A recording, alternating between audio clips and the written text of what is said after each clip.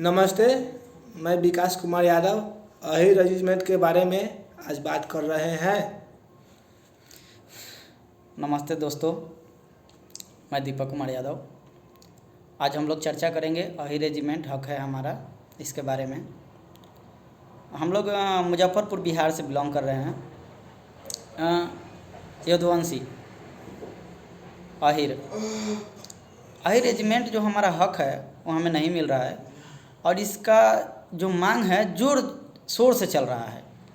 और हमारे घर के आसपास मोतीपुर, मुजफ्फरपुर, मतलब मैं अपने एरिया का बता रहा हूँ, कुछ दूर दूर तक लोगों को जो हम लोग अहिर राय जी हैं, कोई भी आरजेडी के ज़्यादा सपोर्ट करते हैं। तो न कोई आरजेडी का विधायक, सांसद, और ना ही कोई भी जो हम लोग जिसको वोट दे करके नेता बनाते हैं, या कोई भी हमारे आसपास मुजफ्फरपुर के नज़दीकी में, मेरे जानकारी के नज़दीक कोई भी अही रेजिमेंट जो हमारा हक है उसकी मांग को लेकर सवाल नहीं उठा रहा है।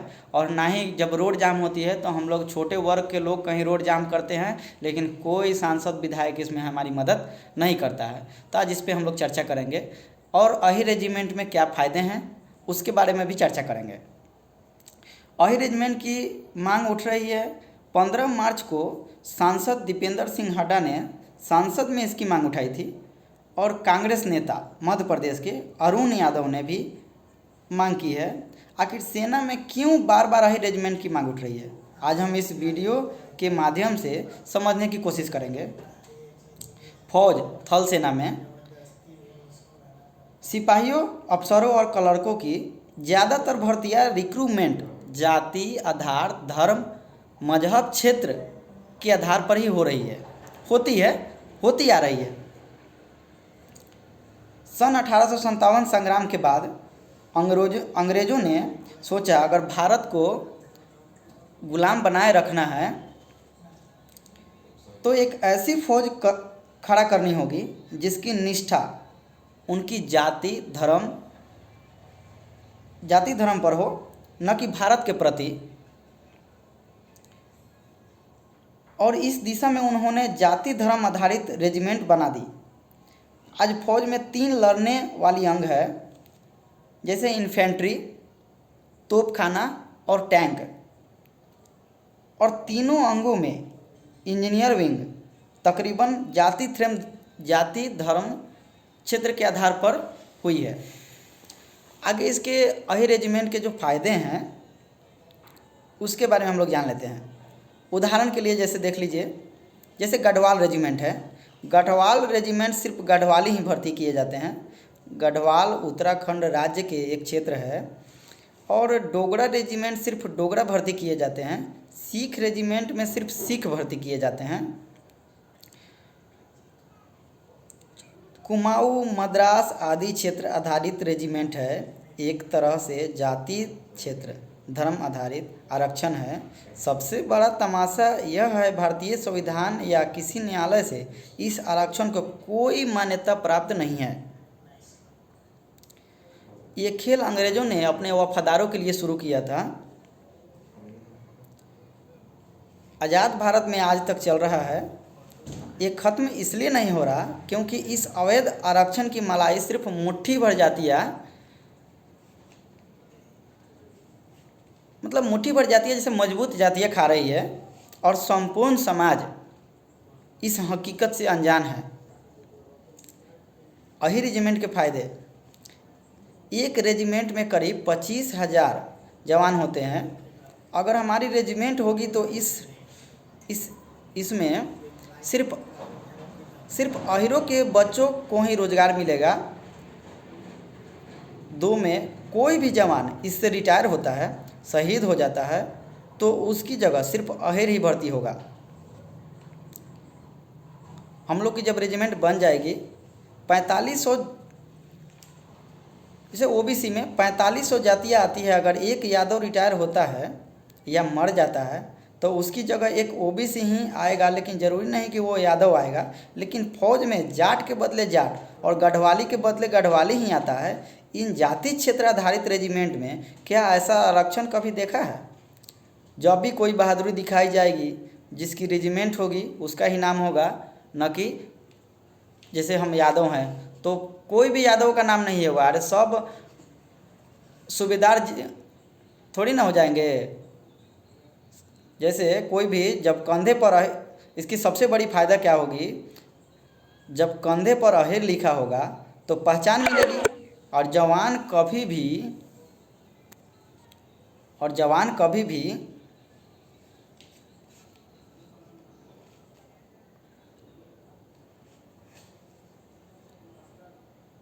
उसको अपना नाम नहीं बताने की ज़रूरत नहीं होगी। आने वाले दौर में सब डिपार्टमेंट सिवाय फौज, पुलिस और टैक्स विभाग का सबका निजीकरण हो जाएगा और नौकरियां प्राइवेट सेक्टर में चली जाएगी, तो आरक्षण का कोई औचित्य नहीं रह जाएगा। सिर्फ उपरोक्त 3 महकमों में आरक्षण रहेगा और सब ज़्यादा रोजगार फौज में ही है। आज तकरीबन 13 लाख। 6 में फौज को जवान रखना पड़ता है, इसलिए कि सबसे ज़्यादा भर्ती हर साल फौज में होती है, क्योंकि इस रिटायरमेंट की उम्र 58 या 60 साल नहीं होती। जब आपके नाम की कोई रेजिमेंट होगी तो सिर्फ आप ही के बच्चे रोजगार मिलेगा। इन्फेंट्री जातिगत ढांचा, जैसे देख लीजिए जाट रेजिमेंट में सारे जाट, सिर्फ एक बटालियन अजगर या अहिर, जाट, गुजर और राजपूत। एक रेजिमेंट में करीब 20 से 25 बटालियन होती है और हर बटालियन में करीब 1000 आदमी होते हैं। राजपूत जो है 50% राजपूत है, उसमें 30% के करीब गुज्जर और बाकी 20% ब्राह्मण, बंगाली, मुस्लिम और आदि। गढ़वाल 100% गढ़वाली हैं, उसमें 100% गढ़वाली। डोगरा में 100% डोगरा। कुमाऊँ में 75% कुमाऊनी और 22% अहिर और बाकी ब्राह्मण और राजपूत। सिख में सारे सिख और जट।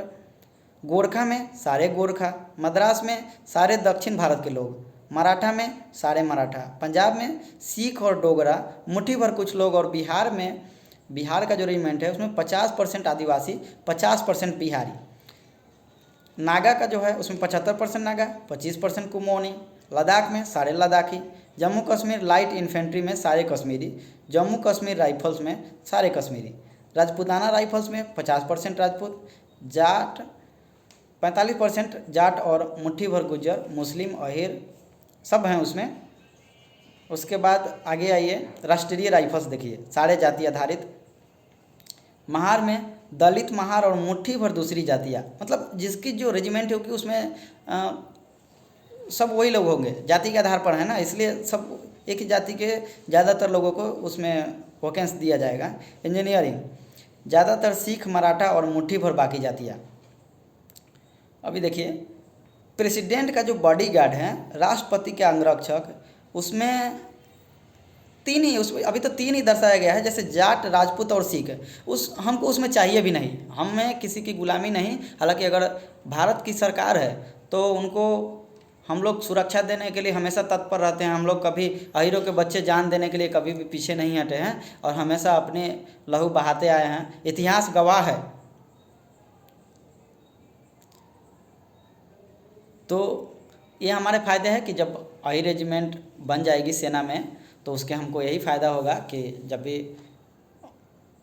हमारे जाति के आधार पर जब बटा ही है जाति के आधार पर, तो जब वहाँ से कोई शहीद हो जाता है या वहाँ से कोई रिटायर होता है तो हमारे अहीरों के बच्चे उसमें भर्ती हो पाएंगे। वहाँ जाके जगह खाली होगा तो अहीर के बच्चे वहाँ जा सकेंगे, न कि दूसरा जा सकेंगे। यही हमारे अहीर रेजिमेंट की फ़ायदे होंगे। और भी बहुत सारे फ़ायदे हैं, बहुत सारे कारण हैं। और आप लोग सपोर्ट कीजिए। आप लोग सपोर्ट कीजिएगा तो हम ज़रूर इससे अच्छे वीडियो, अहीर रेजिमेंट, यादव इतिहास और इतिहास गवा रहा है।